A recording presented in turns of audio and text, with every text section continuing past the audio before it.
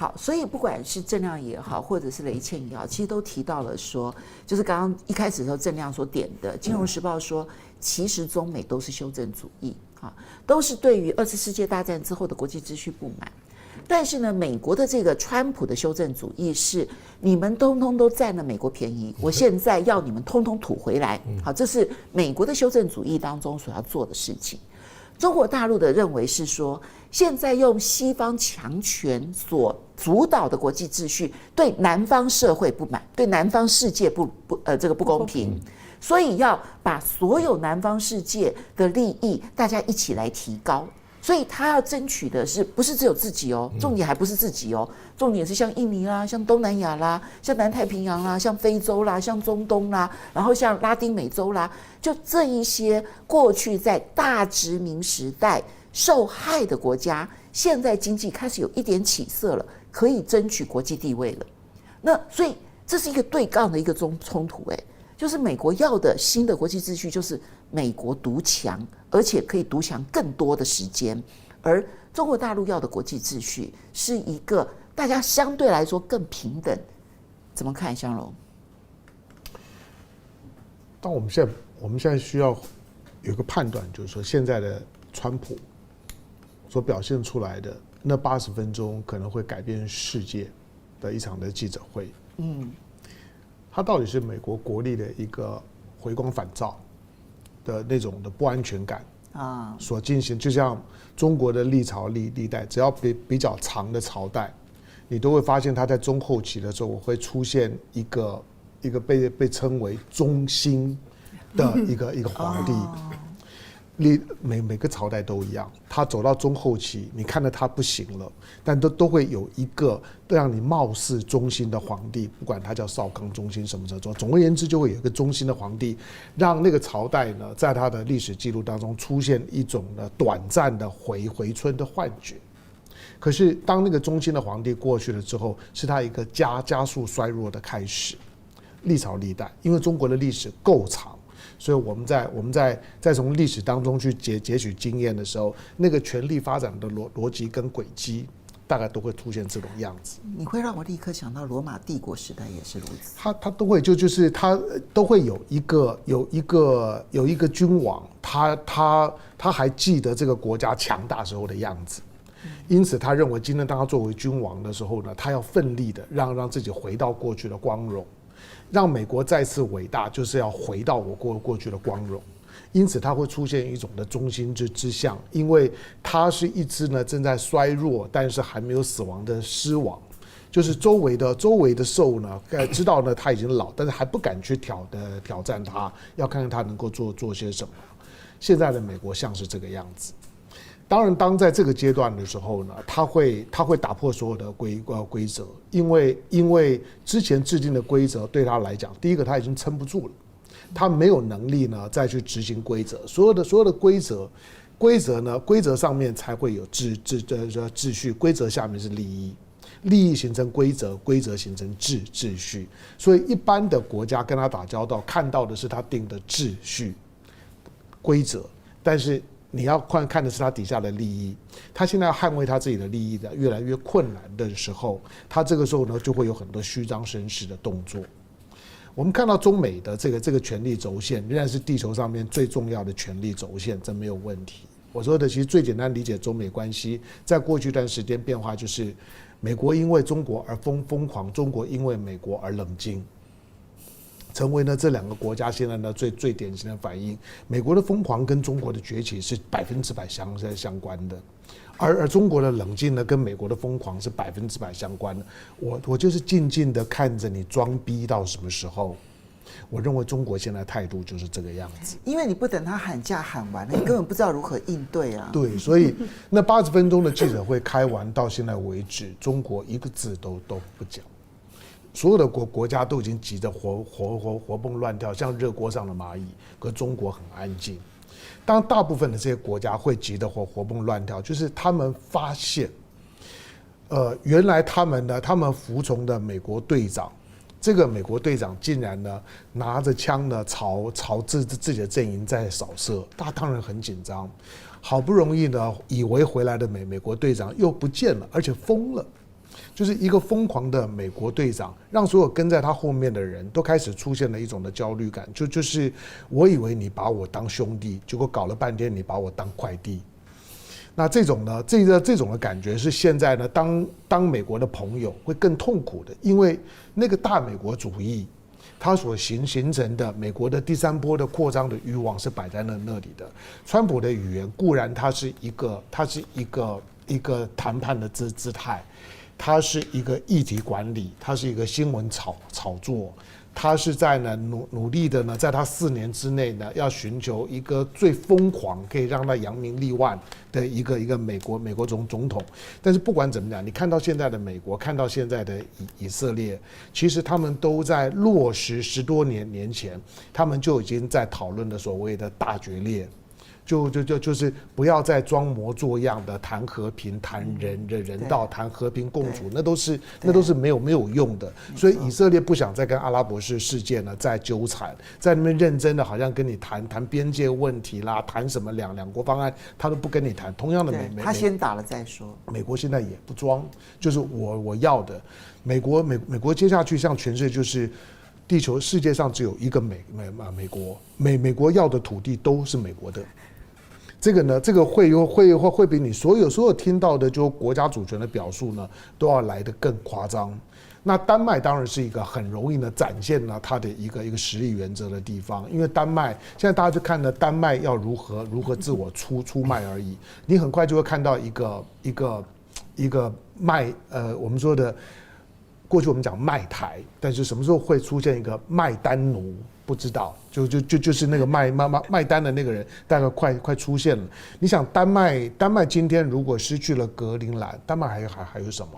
丹麦基本上马上就是微缩成欧洲除了控制的波罗的海的出海口以外的一个非常非常小的国家。那但是即使今天丹麦虚与委蛇要去抵抗，然后突然间呢修改国徽，把格陵兰呢的这个呢大白熊呢放进去，那有用吗？其实早在呢川普讲话以前，美国就是在格陵兰岛上面最有影响力的力量。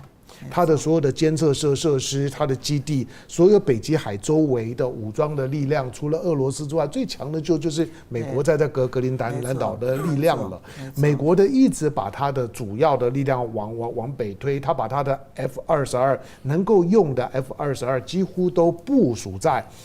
阿拉斯加。他在干什么？他其实就是一直在往北极海推，那个是他长时间的国家安全战略的一部分。何况呢，加拿大本来就是他在预防所有对美国本土的核攻击的最重要的缓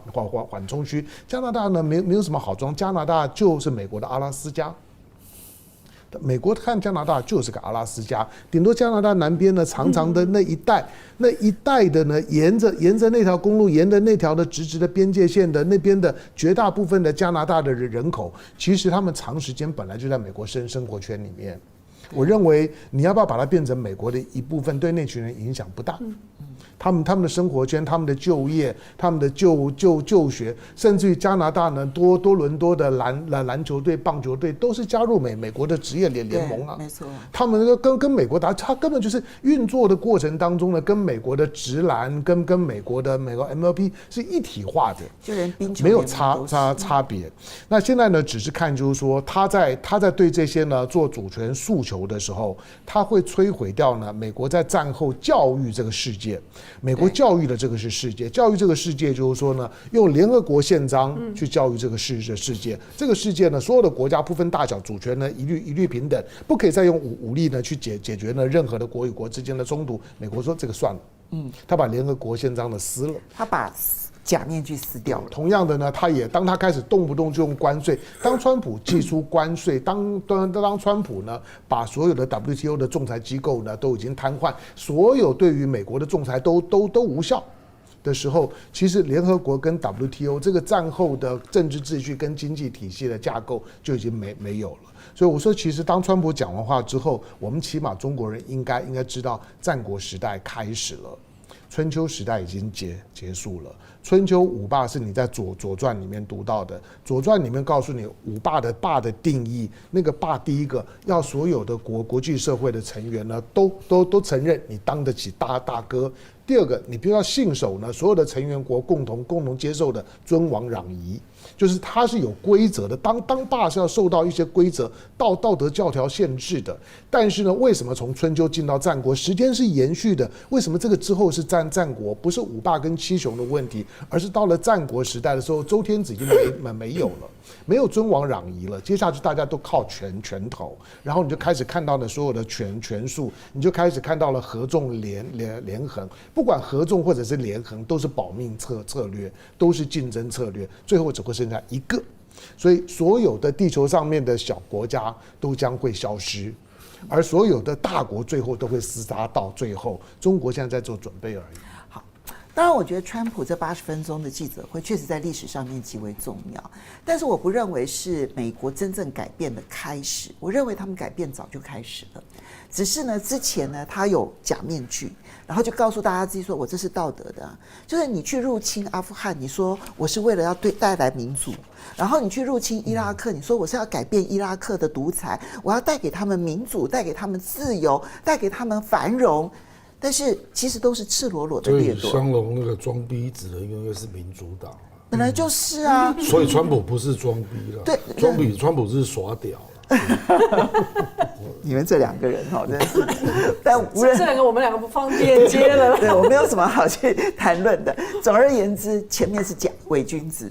后面呢就是真小人，对，赤裸裸告诉大家我在比拳头，你们看清楚，我的拳头很大哈。好，来，我们先谢谢魔子的斗内，他说其实西方也真的很搞笑，中国呢没有对任何其他国家的土地有任何讲法，然后呢都说中国威胁，然后可是川普呢这样子的说这个出口术说不一定打，可是这种说法居然不是美国威胁，有其他的概念啊，比如说以美论啊。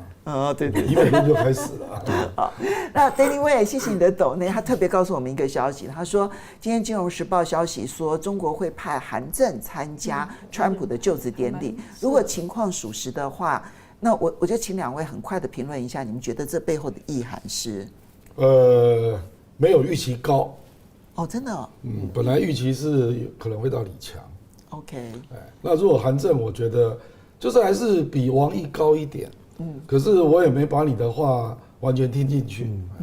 好，我同意啊。不过我觉得韩正也已经够高了，够高。就是说，你作为一个使节团的代表的话，他是可以的。OK， 好。然后当旺他说，就是战国时代想称霸，也要有当霸主的实力。问题是，美国现在有当霸主的实力吗？好。那么 Anita 009CN， 谢谢你的斗内。他说，请问一下，中国制造2025是指到2025年底呢，是实现目标呢，还是14-5规划2021到2025的一部分呢？然后要特别对于倩姐能够连续2周来表示大家特别的惊喜，这样子。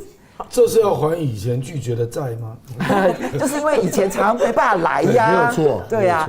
怎么样？有没有人要回答2025？这只有他能回答。就是2025是一个10年的计划啊，让中国制造2025，中国标准2035。所以说到了2025应该就是收官年，今年会检验所有的结果。在这10年中呢，所有重要的部分呢，中国已经实现了国产替代，就是能够内部的国产化，被卡脖子的机会变小了。同时很快速的发展出以前没有这个名称，现在有的新质生产力。那在新质生产力里面，又在几个关键的产业中间已经取得了全世界的领先群。所以它就慢慢的朝了到了2049以后2050年呢，中国大陆可以成为制造强国的领先群的这一条路径正在推动。因此我认为在未来的2个5年计划里面，你会看到更多和更迅速的修正啊，会让整个中国大陆的经济体做快速的变化，而且应该都是好消息。好，那我其实看过嘛，就是之前有人整理过，就是如果你以8大项主要的这一些产业类别来看，其实已经有5项都达标了，去年就已经达标，应该说2023年，然后2024年中就已经达标了。那现在还没有达标的呢，一个是智慧制造，这个部分其实距离很近哈。那另外一个就是高阶传播，他定的目标非常的高，但是呢距离也蛮近的。那唯一可能距离比较远的其实是半导体。我补一下，这3个包含了智慧制造，原来定的标准就是高的。对啊，所以你可以看到，中国大陆现在在智慧制造、在绿色能源革命、高阶传播这部分呢，它都已经比原来设定的标准跑得更快以外，虽然没有达到现在的标准，但是大部分人看起来是90%以上，2025是绝对没有问题，2025年底的时候100%也是绝对没有问题。它建立在41个大的工业门类里面非常完整的供应链，你只要想得出来、画得出来就做得出来。好。那么请网友去参考陈凤馨、唐湘龙昨天的丰富节目。前天的，那我帮你宣传。谢谢，有整理了完整的资料这样子。